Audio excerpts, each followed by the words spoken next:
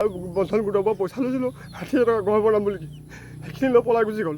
Loan লোৱা টকাৰ লগতে সোণৰ গহনা লৈ উধাও হ'ল এগৰাকী বোৱাৰী। এনেকুৱা কৰিব বুলি ভবাই নাছিলোঁ মই, তাক যি লাগে সেইটোকে দিছিলোঁ। গধূলি আহোঁতে ফোন কৰে মাছ খাব লাগিব, মাংস খাব লাগিব, সদায় নিদিওঁ মই। কোনদিন দুখত নাৰাখিলোঁ, ভোকত নাৰাখিলোঁ। গোটেই পইচা পাতিখিনি চব লৈ গুচি গ'ল। কি কেনেকৈ বনাম মই এতিয়া? গোটৰ ধাৰ মাৰিম নে ঘৰ বনাম মই?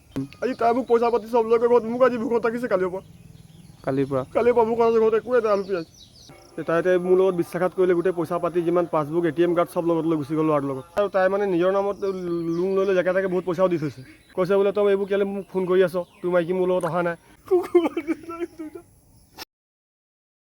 লোন লোৱা টকাৰ লগতে সোণৰ গহনা লৈ উধাও হ'ল আৰু নিজৰ কন্যাক লৈ উধাও হ'ল এগৰাকী বোৱাৰী। আৰু বৰ্তমান সময়ত তেখেতৰ স্বামী এতিয়া ভাৰাক্ৰান্ত হৈ পৰিছে, চিন্তিত হৈ পৰিছে, কাৰণ তেখেতে দিন হাজিৰা কৰি নিজৰ ঘৰখন চলাই আছিলে আৰু তেখেতে কোনোদিন এনেধৰণৰ ঘটনা হ'ব বুলি ভবা নাছিলে। কিন্তু তাৰ পাছতে তেখেতৰ পত্নীয়ে বৰ্তমান সময়ত নিজৰ কন্যাক লৈ, কন্যাৰ বয়স কিমান আছিলে? 7 বছৰীয়া নিজৰ কন্যাক লৈ অন্য এজন ল'ৰাৰ সৈতে, যুৱকৰ সৈতে এতিয়া পলাই যোৱাৰ যি সন্দেহ প্ৰকাশ কৰা হৈছে আৰু বৰ্তমান সময়ত আৰক্ষীৰ কাষ চাপিছে। এয়া হৈছে মেজেঙা কেতেকীবাৰীৰ ঘটনা। আৰু এখেতৰ নাম হৈছে, আপোনাৰ নামটো? মোৰ নাম পৱন কোঁৱৰী। পৱন কোঁৱৰী। আৰু পৱন কোঁৱৰীৰ বৰ্তমান সময়ত এনে এটা ঘটনা হৈছে য'ত তেখেতৰ ৱাইফে ইয়াত যিখিনি সোণৰ গহনা আছিলে, প্ৰায় সোণৰ গহনাৰ মূল্য কিমান হ'ব? 35-40 হাজাৰ টকা হ'ব। 35-40 হাজাৰ টকাৰ সোণৰ গহনা লগতে গোটৰ পৰা লৈছিলে কিমান? 60,000 টকা যোৱা সপ্তাহত লৈছিলে। এই টকাখিনি লৈ এতিয়া উধাও হৈছে আৰু বৰ্তমান সময়ত গোটৰ ঋণ মাৰিবৰ কাৰণে এখেতে এতিয়া নিজৰ ঘৰৰ ছাগলীকেইটা বিকি আজি ঋণ মাৰিব লগা হৈছে। আৰু কালি সন্ধিয়া সময়ত পলাই গৈছে, নহয় জানো?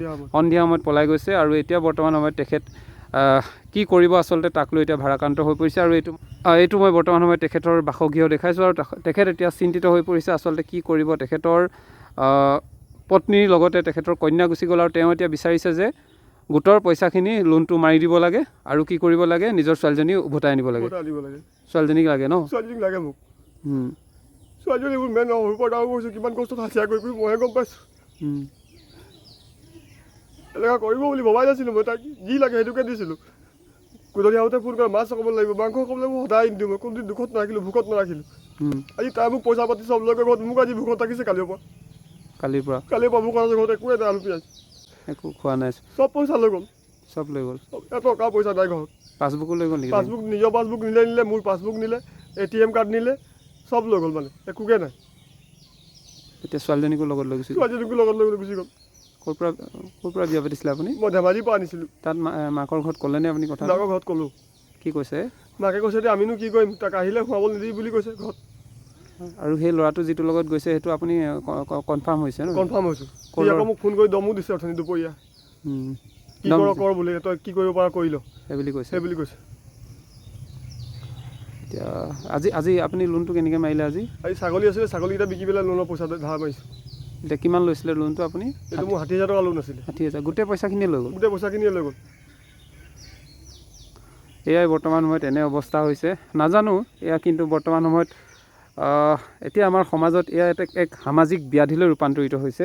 আটাইতকৈ পৰিতাপৰ বিষয়টো হৈছে যে এয়া সামাজিক ব্যাধি ইমান বেছি হৈছে যে য'ত এখন সংসাৰ ধ্বংস হৈ গৈছে, সপোনৰ ঘৰখন ধ্বংস হৈ গৈছে, তছনছ হৈ গৈছে। এনেধৰণৰ সামাজিক ব্যাধি বৰ্তমান সময়ত কি ধৰণে ইমান অত্যাধিক হ'বলৈ ধৰিছে তাক লৈ চিন্তিত হৈ পৰিছে। আৰু বৰ্তমান সময়ত তেওঁ দিন হাজিৰা কৰে আৰু সপোনৰ ঘৰখন তৈয়াৰ কৰিবলৈও তেখেতে খুটা চুটা পুতিছিলে। ঘৰ বনাবলৈ লৈছিলে নেকি? ঘৰ বনাবলৈ লৈছিলোঁ। পইচা পাতি লৈ বোলো বাইক এখন ল'ম, ছোৱালীজনীক স্কুল নিবলৈ হয়, বাইক স্কুটি এখন, ছোৱালীজনীক এডমিশ্যন দিছিলোঁ স্কুলত, আৰু বোলো ঘৰটো বনাম মই লাহেকৈ। গোটেই পইচা পাতিখিনি চব লৈ গুচি গ'ল। কি কেনেকৈ বনাম মই এতিয়া? গোটৰ ধাৰ মাৰিম নে ঘৰ বনাম মই? এয়াই বৰ্তমান সময়ত আমি দেখালোঁ। আৰু যিসকলে আচলতে এনেধৰণৰ সামাজিক ব্যাধিত নিজকে হেৰুৱাই পেলাইছে, সৰ্বস্ব হেৰুৱাই পেলাইছে, তেওঁলোকে আচলতে কিছুমান কথা ভাবি চোৱা উচিত নিজৰ জীৱনটোক লৈ। আমি দেখোঁ বৰ্তমান সময়ত বহু এনেধৰণৰ কৰ্মকাণ্ড হ'বলৈ ধৰিছে য'ত তেওঁলোকে মেচিয়ৰ্ড হৈও কিন্তু এনেধৰণৰ কাম কৰিছে, যাৰ ফলত গোটেই সমাজখনত ব্যাপক প্ৰভাৱ পৰিছে। এই ক্ষেত্ৰত চৰকাৰেও কিন্তু কঠোৰ ব্যৱস্থা বা প্ৰশাসনে কঠোৰ ব্যৱস্থা গ্ৰহণ কৰাটো উচিত বুলি আমি ভাবোঁ। কালি মানুহজনী অংকু বৰা নামৰ ল'ৰাটোৰ লগত গধূলি পলাই গুচি গ'ল। তাতে মোৰ ছোৱালীজনীকো লগত লৈ গৈছে আৰু বন্ধন গোটৰ পৰা পইচা লৈছিলোঁ 60,000 টকা ঘৰ বনাম বুলি সেইখিনি লৈ পলাই গুচি গ'ল। কিমান লৈছিলে? 60,000 টকা বন্ধন গোটৰ পৰা। সেইখিনি পইচা লৈ গুচি গ'ল। সেইখিনি পইচা লৈ গ'ল। সোণৰ চেইন এডাল আৰু কাণফুলি এযোৰ আৰু হাতৰ খাৰু দুপাত। ছোৱালীজনী তুলনি বিয়ালৈ পলাই দিছিল।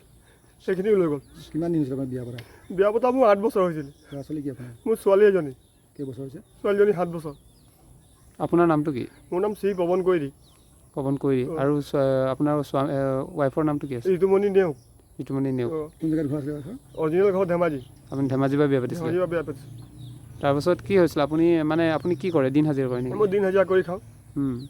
এই এনেকুৱা হ'ল বুলি আপুনি মানে আগতে গম পোৱা নাছিলে নেকি? আগতে গম নাপাওঁ নহয়। গম পোৱা হ'লে মই এইবোৰ হ'বলৈ নিদিওঁ। কেনেকৈ গম পালে এতিয়া ইয়াৰ ফালে? কালি মোবাইলে মানে কথা পাতি থাকোঁতে তাৰপিছত মোবাইলটো লৈ ল'লে, তাই মানে চুইচাইড কৰি দিম বুলি কয়। সেইকাৰণে মই মোবাইলটো সিদিনা দি দিলোঁ। মোবাইলটো দিয়াৰ পৰা তেওঁ মানে এনেকৈ কথা চথা পাতি থাকোঁতে গধূলি বাৰ্থডে খাবলৈ যাম বুলি ক'লে। মই গা ধুবলৈ গ'লোঁ, লেট্ৰিনলৈ গ'লোঁ। সেইটো সময়তে গোটেই পইচা পাতিখিনি তাই মানে লুকুৱাই পেলাই বাহিৰলৈ লুকুৱাই থ'লে ক'ৰবাত। তাৰপিছত বাৰ্থডে খাবলৈ যাম বুলি ক'লে। তাৰপিছত মোৰ মোবাইল নাম্বাৰ 6901171463 সেইটো নাম্বাৰ সৰু মোবাইলটো তাই লগত লৈ গুচি গ'ল। আৰু গোটেই পইচা পাতি চব লৈ গুচি গ'ল একেলগতে। মানে কিমান সময়, কেইটা বজাত? গধূলি 7:30 8টামান বজাত। 7:30 8টামান বজাত। আৰু এতিয়া এই ল'ৰাটোৰ লগত গৈছে বুলি কেনেকৈ গম পালে? ল'ৰাৰ লগত গৈছে মানে মানুহে দেখিছে মেজেঙা তিনিআলিত বাইক লৈ আহিছে, বাইকত তুলি লৈ গৈছেহি। আৰু দিনত মোক দুপৰীয়া সময়ত মোক ফোন কৰি দমো দিছে। কোনে? ল'ৰাটোৱে। কেতিয়া দম দিছে? দুপৰীয়া 2টামান বজাত। আজি কি কৈছে আপোনাক? কৈছে বোলে তই এইবোৰ কেলৈ মোক ফোন কৰি আছ, তোৰ মাইকী মোৰ লগত অহা নাই।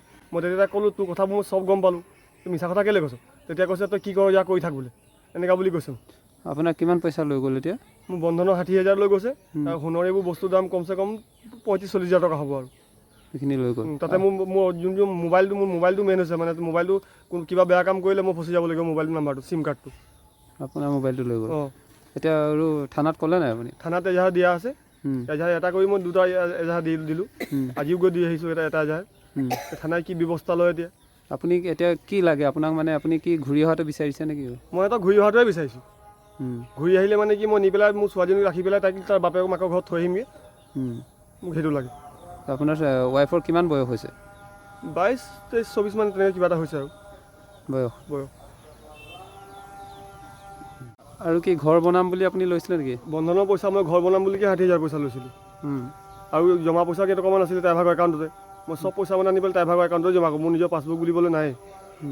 তাইতে মোৰ লগত বিশ্বাসঘাত কৰিলে। গোটেই পইচা পাতি যিমান পাছবুক, ATM কাৰ্ড চব লগত লৈ গুচি গ'ল। ল'ৰাটোৰ লগত পাছবুক, ATM চব লগত লৈ গুচি গ'ল। এই ল'ৰাটোৰ লগত গৈছে বুলি কনফাৰ্ম কেনেকৈ হ'ল আপুনি? কালি মানুহে মেজেঙাত দেখিলে। আগতো মানে তাৰ লগত যোনে তোনে যোৱা থাকে দেখে বাইকত। মই সন্দেহ নকৰোঁ আৰু কিবা কাৰণত কামত যায় বুলিকে। কালি এতিয়া মানুহে দেখিছে তাই মই তিনিআলিৰ পৰা এইফালে আহি উঠাই লৈ গৈছে বাইকত মানে গধূলি। এতিয়া আৰক্ষী কাষ চাপিছে? আৰক্ষীৰ কাষ চাপিছোঁ মই এতিয়া। কৰিম কি মই? আপুনি কি কাম কি কৰে? মই দিন হাজিৰা কৰোঁ। মানে কি কাম কৰেগৈ? চব কৰোঁ, যি বাঁহৰ কাম, এইবোৰ মাটি কাম, কিবা কাম, গাড়ীত বেলচা মাৰোঁ কেতিয়াবা। আপুনি দিব লগা হৈছে? গোটেইখিনি মই দিবলগীয়া হৈছে। আৰু তাই মানে নিজৰ নামত লোন লৈ লৈ জেকে তাকে বহুত পইচাও দি থৈছে। নিজৰ নামত লোন লৈ জেকে তাকে পইচা দি থৈছে। এতিয়া সেইখিনি পইচা কোনে মাৰিব? এতিয়া অংকুৰ বৰাই মাৰিব লাগিব। কিন্তু মইতো মাৰিব নোৱাৰোঁ দিন হাজিৰা কৰি ইমান। এতিয়া আপোনাৰ 60,000 টকা সোণৰ গহনা আৰু পাছবুকত থকা একাউণ্টৰ আগৰ পুৰণা পইচাখিনি চব লৈ গৈছে মানে। এতিয়া আপুনি গোটৰ পইচা দিবলৈ আপুনি নিজে দিব লগা হৈছে? নিজে দিব লগা হৈছে। সেইটোৱে সি নিছে নিয়ক, মই বেয়া নাপাওঁ। কিন্তু মোক গোটৰ পইচাবোৰ ধাৰ মাৰি দিয়ক। আপুনি আজি গোটৰ পইচা কেনেকৈ ধাৰ মাৰিলে?